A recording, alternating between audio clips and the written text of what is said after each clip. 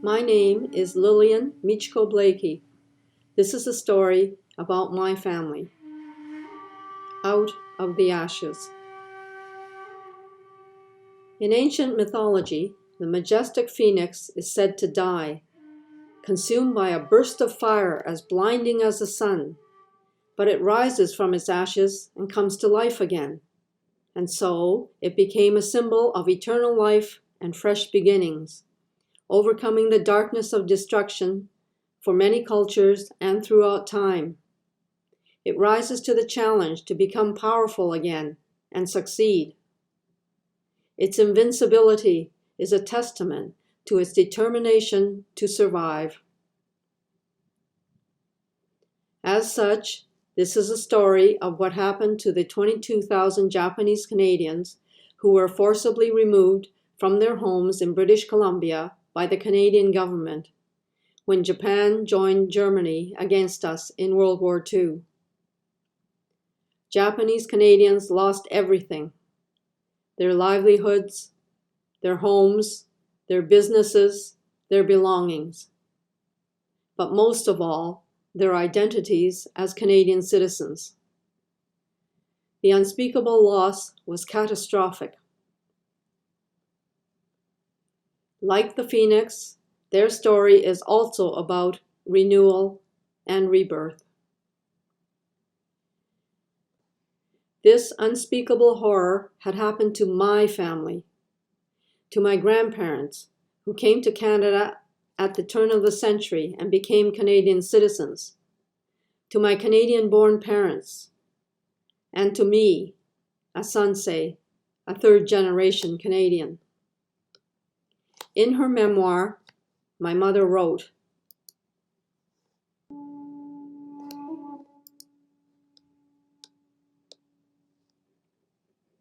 "I was listening to the radio when I heard that Japanese planes were coming to raid the West Coast.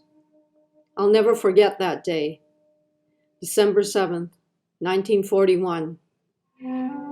It was the worst day of my life. I was stunned and very afraid. Of course, the planes never did come as far as Canada, but they did attack Pearl Harbor, the American base in Hawaii.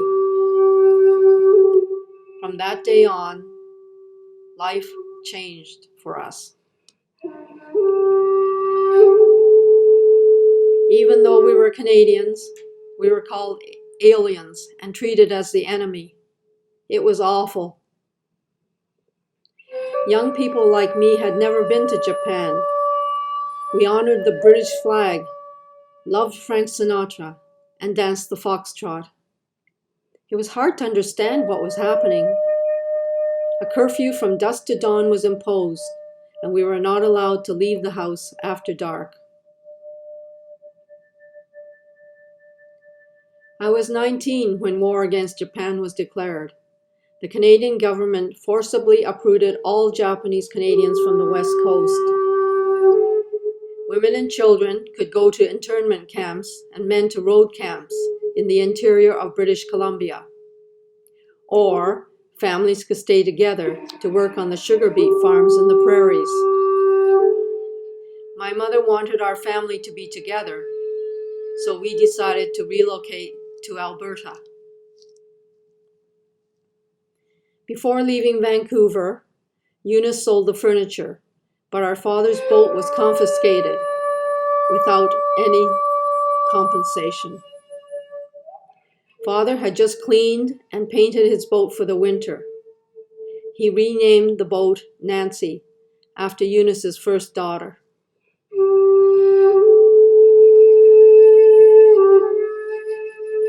Father was a naturalized Canadian, and we were Canadian-born, but we had no rights. They even took away my little Kodak box camera. We were allowed to take only one suitcase for each person. Everything else was left behind. The government said that we could reclaim our things after the war,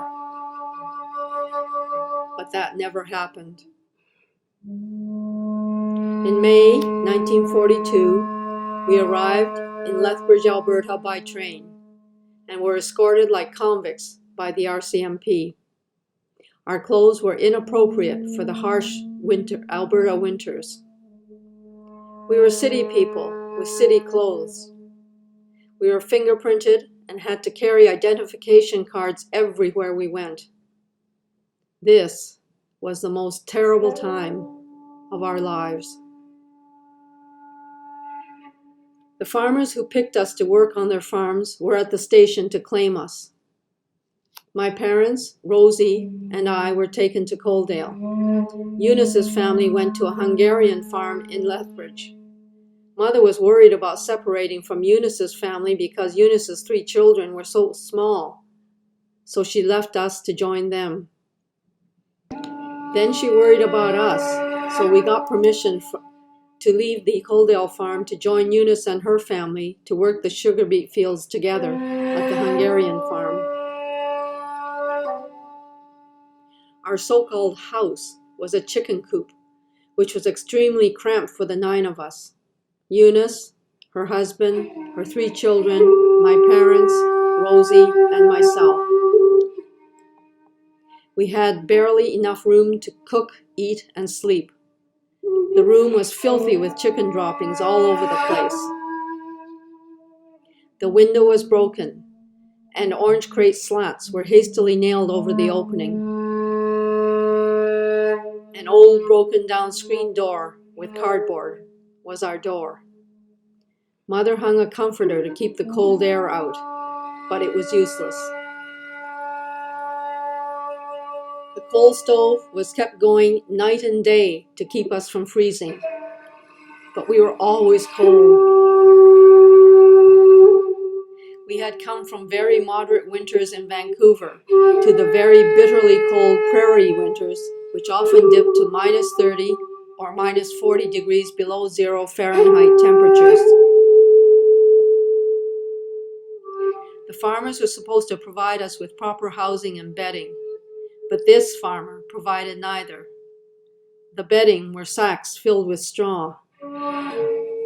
That first winter was excruciating. In summer, it was unbearable inside. There were hundreds of flies everywhere, in our hair, on our faces, all over the walls. Once, as I was talking, a fly flew into my mouth. You cannot imagine how horrible that is. We were spraying the pesticide DDT all of the time, but that still did not kill them off. Today, the government bans this pesticide because once it gets into your body, it cannot be eliminated. I shudder to think about it now, as we had used a lot of it in the 1940s. You cannot imagine more backbreaking work than a sugar beet farm.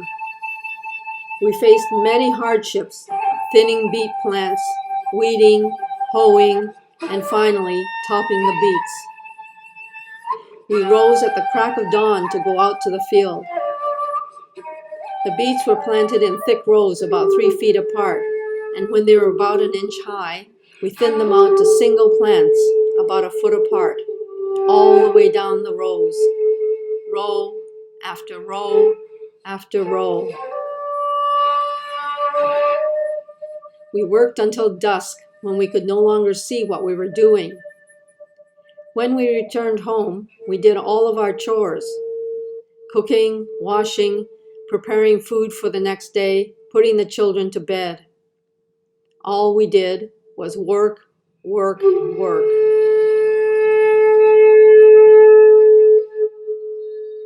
A few weeks after the thinning was finished, the farmer cultivated the ground with his horses, and we would go over the whole field, hoeing and pulling out the weeds.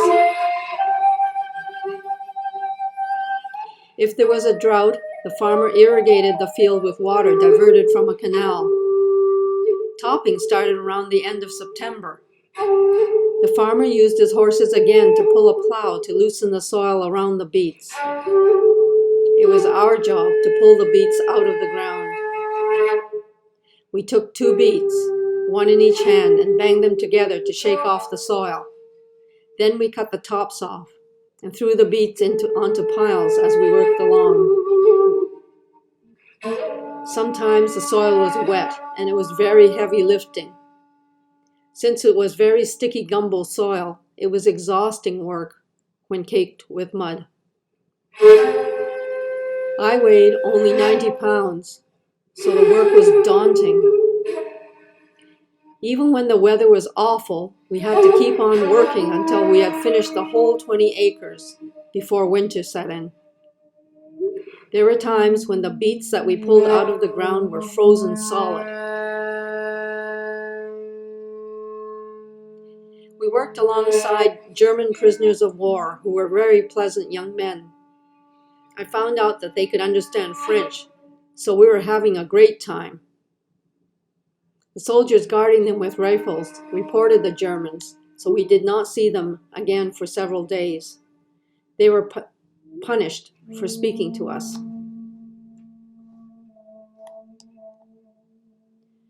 There was a barbed wire fence around the field to keep the cows out or to keep us and the Germans in.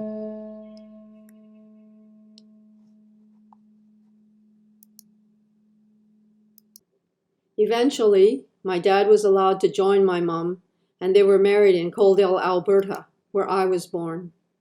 The rest of Mom's family were deported to Japan after the war was over in 1946. My mom and dad refused to go with them. Since they earned only $900 a year between the two of them, it took 10 backbreaking years for my mom and dad to save enough money for the train fare to relocate to Ontario.